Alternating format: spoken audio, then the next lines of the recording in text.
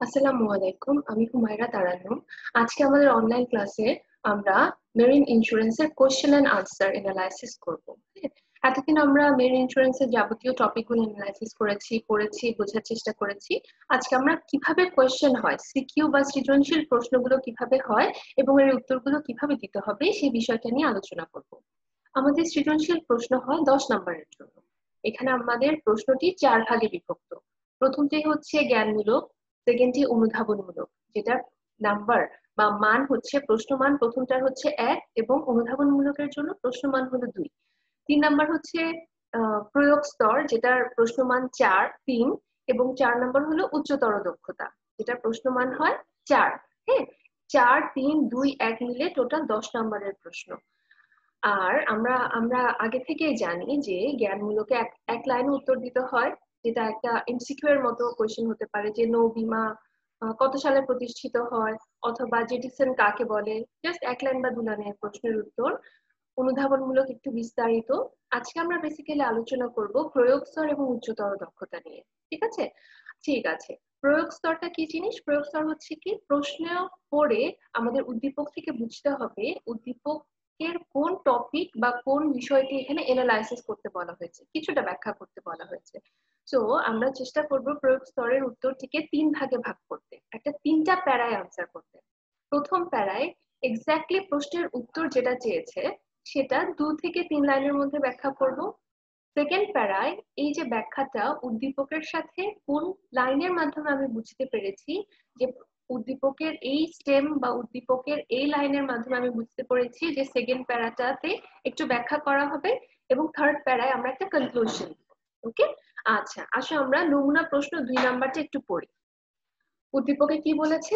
Bengal shipping এর মালিক জনাব মামুন তার 5টি জাহাজ 1/1/2016 থেকে 30/6/2016 তারিখ পর্যন্ত সময়ের জন্য কর্ণফুলী ইন্স্যুরেন্স কোম্পানির নিকট একই বীমা পত্রের অধীনে বীমা করেন। উক্ত সময়ের মধ্যে সিঙ্গাপুর সমুদ্র বন্দর থেকে চট্টগ্রাম সমুদ্র বন্দরে ফেরার পথে বেঙ্গল শিপিং এর বীমাকৃত একটি জাহাজ সামুদ্রিক ঝড়ের মুখোমুখি হয়ে ডুবে যাওয়ার উপক্রম হয়। বিপদগ্রস্ত জাহাজটিকে বিপদমুক্ত করার লক্ষ্যে জাহাজে বোঝাইকৃত কিছু মালামাল সমুদ্রে নিক্ষেপ করলে জাহাজটি রক্ষা পায়। পরবর্তীতে বেঙ্গল শিপিং কর্ণফুলী ইন্স্যুরেন্স কোম্পানির নিকট সমুদ্রে নিক্ষিপ্ত পণ্যের সম্পূর্ণ ক্ষতিপূরণ দাবি করলে বীমা কোম্পানিটি আনুপাতিক হারে ক্ষতিপূরণ প্রদান করা হবে বলে জানিয়ে দেয়। আচ্ছা, এখানে কি বলেছে? একটা শিপিং কোম্পানির মালিক একটা ইন্স্যুরেন্স কোম্পানির কাছে বীমা করেছে এবং বীমাটাতে তারিখ উল্লেখ আছে 1/1/16 থেকে 30/6/16 তারিখের মধ্যে বীমা করেছে। তার মানে এখানে একটা সময় উল্লেখ করে দেয়া আছে। ওকে, কোনো যাত্রা না, কোনো অন্য কোনো বিষয় না, শুধু সময় উল্লেখ করে দেওয়া হয়েছে। তাহলে বুঝতেই পারছি আমরা এটা একটা সময় বীমা পত্র। আচ্ছা, এরপর কি বলেছে? যে সিঙ্গাপুর বন্দর থেকে চট্টগ্রাম বন্দরে ফেরার পথে বেঙ্গল শিপিং এর বীমাকৃত জাহাজটি সামুদ্রিক ঝড়ের মুখোমুখি হয় এবং এর ফলে ডুবে যাওয়ার উপক্রম হয়। ডুবে যাওয়া থেকে বাঁচার জন্য কিছু বস্তু বোঝাইকৃত মালামাল সমুদ্রে ইচ্ছাকৃতভাবে নিক্ষেপ করা হয়, যাতে জাহাজটি বড় বিপদ থেকে নিজেকে উদ্ধার করতে পারে। আচ্ছা, পরবর্তীতে ইন্স্যুরেন্স কোম্পানির কাছে ক্ষতিপূরণ চাইলে কোম্পানিটি আনুপাতিক হারে ক্ষতিপূরণ প্রদান করা হবে বলে জানিয়ে দেয়। ওকে, এবার আসো আমরা সি নাম্বার কোশ্চেনটা দেখি। বেঙ্গল শিপিং কর্তৃক বীমাপত্রটি কোন ধরনের নৌ বীমাপত্র? আমি এই প্রশ্নের উত্তরটা অলরেডি কিন্তু দিয়ে দিয়েছি যে এটা কোন ধরনের নৌ বীমাপত্র। আমার উত্তর হচ্ছে, প্রথম প্যারাতে আমি লিখবো বেঙ্গল শিপিং কর্তৃক গৃহীত বীমাপত্রটি একটি সময় বীমাপত্র। কারণ সেকেন্ড প্যারাতে, ফার্স্ট প্যারাটা শেষ, সেকেন্ড প্যারাতে আমি এর কারণটা লিখবো। কারণ এখানে কি বলেছে?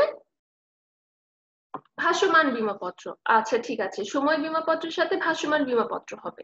এটি একটি সময় বীমাপত্র এবং ভাসমান বীমাপত্র। কারণ আমরা এখন এখান থেকে দেখব, উদ্দীপক থেকে দেখব যে বেঙ্গল শিপিং এর মালিক জনাব মামুন 5টি জাহাজ, ঠিক আছে, এখানে একটি বা দুটি নয়, কিন্তু 5টি জাহাজ 1/1/2016 থেকে 30/6/2016 তারিখের মধ্যে বীমা করেন। 5টি জাহাজ বীমা করেন কর্ণফুলী ইন্স্যুরেন্স কোম্পানির নিকট একই বীমাপত্রের অধীনে। কর্ণফুলী ইন্স্যুরেন্স কোম্পানির নিকট একই বীমা পত্রের অধীনে 5টি জাহাজ একসাথে বীমা করেন। এখানে উনি ভাসমান বীমা করেছেন এবং সময় বীমা করেছেন। হ্যাঁ, এখানে তুমি যদি দুটো আনসার লিখো তাহলে বরাবর 3-3 পেয়ে যাবে, আর যদি শুধুমাত্র সময় বীমা লিখো তাহলে হাফ মার্ক পাবে, অথবা শুধুমাত্র ভাসমান বীমা লিখো তাহলে হাফ মার্ক পাবে। এখানে বইয়ের উত্তরে কিন্তু শুধুমাত্র ভাসমান দিয়েছে, কিন্তু আমাদের জানা মতে যতগুলো পয়েন্ট আসে সবগুলোই লিখতে হবে যে উনি এখানে ভাসমান সময় বীমা পত্র করেছেন। ওকে, আচ্ছা, আমরা সেকেন্ড প্যারাতে এই জিনিসটা লিখবো যে ভাসমান সময় বীমাপত্র করেছেন। কেন করেছেন এই দুটো লাইনের মাধ্যমে আমি বুঝতে পেরেছি। এরপর ভাসমান বীমাপত্রের সংজ্ঞা এবং সময় বীমাপত্রের সংজ্ঞা লিখতে হবে। ওকে, আর কনক্লুশনের মাধ্যমে আমরা লিখবো যে এভাবে উনি তার জাহাজগুলোকে একটা প্রোটেকশন দেওয়ার জন্য, ক্ষতি হলে ক্ষতিপূরণ আদায়ের জন্য কর্ণফুলী ইন্স্যুরেন্স কোম্পানির আন্ডারে ভাসমান সময় বীমাপত্র করেছেন। ওকে, এবার আসো ফোর্থ কোয়েশ্চেন। কর্ণফুলী বীমা কোম্পানি কর্তৃক আনুপাতিক হারে ক্ষতিপূরণ প্রদানের সিদ্ধান্ত কতটুকু যৌক্তিক? তোমার উত্তরের পক্ষে ব্যাখ্যা দাও। ঠিক আছে, আচ্ছা, এখানে কি লিখেছে? সাধারণ আংশিক ক্ষতির কারণে আনুপাতিক হারে ক্ষতিপূরণ প্রদানের সিদ্ধান্ত যৌক্তিক। কারণ এখানে সামুদ্রিক ঝড়, দেখো সাধারণ আংশিক কারণ, এখানে কি বলেছে যে উনি এই তারিখ থেকে এই তারিখের মধ্যে বীমা করেছিলেন এবং সিঙ্গাপুর থেকে চট্টগ্রাম বিমানবন্দরে নৌবন্দরে আসার সময় যেটি সমুদ্রের ঝড়ের কবলে পড়েছিল। ঝড়ের কারণে ডুবে যাওয়ার উপক্রম হয়েছিল, এই জন্য কিছু বস্তু ইচ্ছাকৃতভাবে জাহাজ থেকে ছুঁড়ে ফেলা হয় যাতে জাহাজকে বড় বিপদ থেকে বাঁচানো যায়। হ্যাঁ, এখানে আংশিক ক্ষতি হয়েছে, সম্পূর্ণ ক্ষতি হয়নি, কিছু মালামাল ফেলে দেওয়া হয়েছে। এই জন্য বীমা কর্তৃপক্ষ কর্তৃক যে সিদ্ধান্ত গ্রহণ করা হয়েছে যে আনুপাতিক হারে বীমা ক্ষতি প্রদান করা হবে সেটি অত্যন্ত যৌক্তিক। ওকে, এখন এরপর আমাদেরকে সংজ্ঞাটা দিতে হবে যে আংশিক ক্ষতির যে সংজ্ঞা, ওই সংজ্ঞাটা দিতে হবে। এবং এখানে যে পণ্য ফেলে দেওয়াকে জেটিসন বলে, জেটিসনের কারণে ক্ষতিটা হয়েছে এবং এই জেটিসনের ক্ষতি, সামুদ্রিক ক্ষতিকে অবশ্যই পূরণ করে দেওয়া হবে, এই জিনিসটা লিখতে হবে। অর্থাৎ এখানে আমাদেরকে একটা সংজ্ঞা দিতে হবে, জেটিসনের সংজ্ঞা দিতে হবে। অর্থাৎ সমুদ্রে কোনো ধরনের বিপদের কবলে পড়লে অধিক ক্ষতি থেকে বাঁচার জন্য ইচ্ছাকৃতভাবে যদি কম ক্ষতি করা হয়, কোনো পণ্য কোনো মালামাল যদি ইচ্ছাকৃতভাবে ফেলে দেওয়া হয় যাতে জাহাজকে বাঁচানো যায়, জাহাজের মানুষকে অধিক ক্ষতি থেকে রক্ষা করা যায়, তাকে জেটিসন বলে। এই সংজ্ঞাটা দিতে হবে, এটি একটি আংশিক ক্ষতির সংজ্ঞা। এটা দিয়ে আমাকে এক্সপ্লেন করে বুঝিয়ে দিতে হবে যে হ্যাঁ, বীমা কোম্পানি কর্তৃক যে সিদ্ধান্ত গ্রহণ করা হয়েছে তা যৌক্তিক। ওকে, দেখো 4 নম্বর কোয়েশ্চেনেও কিন্তু দুটো পার্ট আছে। একটা হচ্ছে কর্ণফুলী বীমা কোম্পানি কর্তৃক আনুপাতিক হারে ক্ষতিপূরণ প্রদানের সিদ্ধান্ত কতটুকু যৌক্তিক। আমাকে প্রথমে আনসার করতে হবে সিদ্ধান্তটি অত্যন্ত যৌক্তিক, সম্পূর্ণ যৌক্তিক। এই সম্পূর্ণ যৌক্তিক বা যৌক্তিক নয়, হ্যাঁ অথবা নার মধ্যে কিন্তু 1 নাম্বার আছে। প্রথমে তোমার সিদ্ধান্তের উপর 1 নাম্বার থাকবে, বাকি 3 নাম্বার থাকবে তোমার এক্সপ্লেনেশনের উপর। ওকে, আচ্ছা, নেক্সট পয়েন্ট, নেক্সট কোয়েশ্চেনে চলে যাই আমরা। নমুনা প্রশ্ন 3। মিস্টার রফিকুল চট্টগ্রাম বন্দর থেকে নিউ ইয়র্কে চাল পাঠানোর জন্য একটি জাহাজ ভাড়া করেন। সামুদ্রিক ঝড়ের কবলে চালের ক্ষতির ভয়ে তিনি একটি বীমাপত্র করেন। জাহাজটি ডুবোচরে আটকে গেলে কয়েক বস্তা চাল সমুদ্রে ফেলে দিয়ে জাহাজটি বিপদমুক্ত করা হয়। বীমাকারীর নিকট চালের ক্ষতিপূরণ চেয়ে আবেদন করলে বীমাকারী তা প্রত্যাখ্যান করে।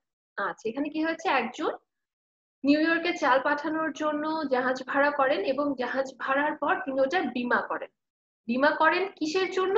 যদি ঝড়ের কবলে পড়ে, সামুদ্রিক ঝড়, অর্থাৎ উনি প্রাকৃতিক সামুদ্রিক ক্ষতি, প্রাকৃতিক ক্ষতি বা প্রাকৃতিক ভয় থেকে বাঁচার জন্য উনি বীমা করেন।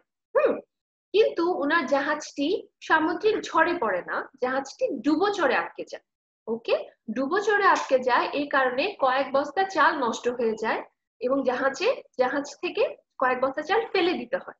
ফেলে দিয়ে বা জেটিসনের মতো করে জাহাজ থেকে কিছু মালামাল বাইরে ফেলে দিয়ে জাহাজকে বিপদমুক্ত করা হয়। চর থেকে আটকে গিয়েছিল, ওখান থেকে বিপদমুক্ত করা হয়। বীমাকারীর নিকট চালের ক্ষতিপূরণ চেয়ে আবেদন করলে বীমাকারী তা প্রত্যাখ্যান করে। আচ্ছা, আসলে এবার আমরা সি নাম্বার কোয়েশ্চেনটা দেখি। কোয়েশ্চেনে বলেছে উদ্দীপকে উল্লেখিত বীমাপত্রটি কোন ধরনের বীমাপত্র? তাহলে উত্তর হচ্ছে উদ্দীপকে উল্লেখিত বীমাপত্রটি যাত্রা বীমাপত্র। যাত্রা বীমাপত্র আমি কিভাবে বুঝলাম?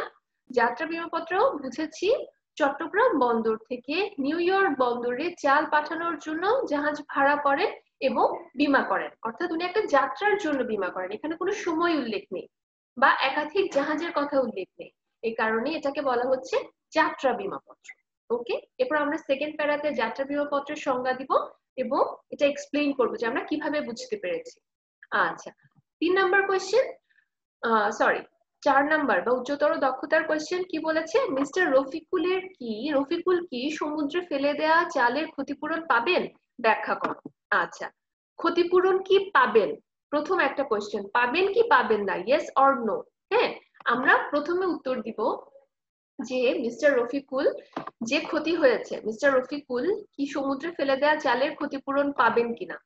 মিস্টার রফিকুল সমুদ্রে চাল ফেলে দেওয়ার ক্ষতিপূরণ পাবেন না, প্রথম আনসার শেষ, সিদ্ধান্ত শেষ যে পাবেন না, এটার জন্য আমরা 1 নাম্বার চলে আসবে।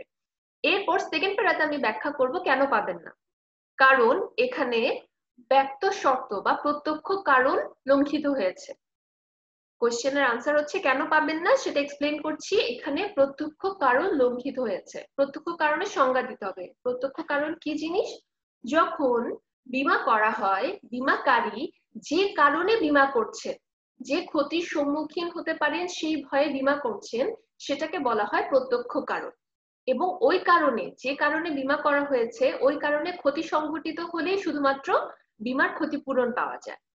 এখানে মিস্টার রফিকুল কি জন্য বীমা করেছেন, ঝড়, সামুদ্রিক ঝড়ের কবলে পড়লে যাতে জাহাজকে উদ্ধার করা যায়, ক্ষতিপূরণ পাওয়া যায়, এই জন্য উনি বীমা করেছেন। কিন্তু ওনার জাহাজের সমস্যা কোথায় হয়েছে, জাহাজটি সমুদ্রের ঝড়ের কবলে পড়েনি, এটা ডুবোচরে আটকে গিয়েছিল। ডুবোচরে আটকে যাওয়ার কারণে এটাকে বের করতে, ডুবোচর থেকে বের করতে কিছু চালের বস্তা ফেলে দিতে হয়েছে, হ্যাঁ, গচ্চা ক্ষতি করতে হয়েছে। তাই উনি সমুদ্রের ঝড়ের কবলে যেহেতু পড়েননি, এই কারণে উনি কোনো ধরনের ক্ষতিপূরণ পাবেন না। ওকে, বুঝতে পেরেছি। ঠিক আছে, এই দুটো নমুনা উত্তরের ব্যাখ্যার মাধ্যমে আমরা আজকে আমাদের ক্লাস শেষ করছি। আশা করি তোমরা খুব ভালোভাবে পরীক্ষা দিবে এবং যে কোনো ধরনের প্রশ্নের জন্য আমার ইমেইল করতে পারো, অথবা আমাদের মেসেঞ্জার গ্রুপ আছে, ওখানে তুমি আমাদের যে কোনো টিচারকে যে কোনো বিষয়ের ব্যাপারে প্রশ্ন করতে পারো। ওকে, থ্যাঙ্কস ফর অল। আশা করি সবাই ভালোভাবে পরীক্ষা দেবে। আসসালামু আলাইকুম।